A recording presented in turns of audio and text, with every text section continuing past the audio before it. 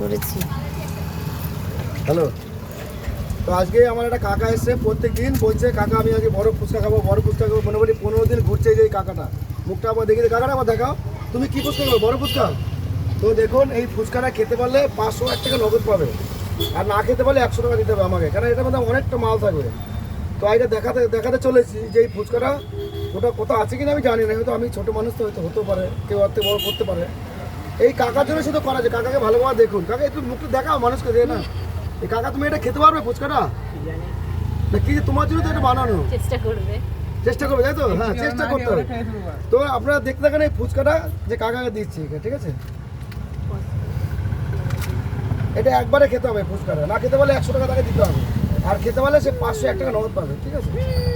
ভাঙলে হবে না একবারে,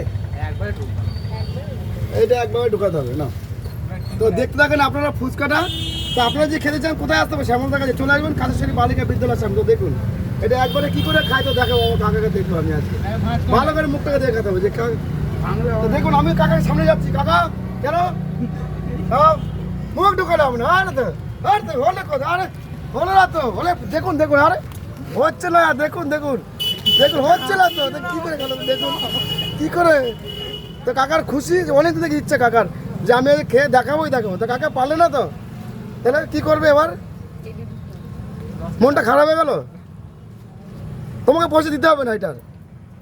দেখ খুশি, কিরম খুশি বলো? যে হ্যাঁ খুব খুশি হলো তো। না খেতে হলে 501 টাকা নগদ পাতে এসছি রে, এবার মনটা দুঃখ করছে না যে কাকা আমার 100 টাকা নিয়ে নিল। তো দেখতে পাচ্ছেন, তো খেতে চাইলে এরকম আপনারা চলে আসবেন।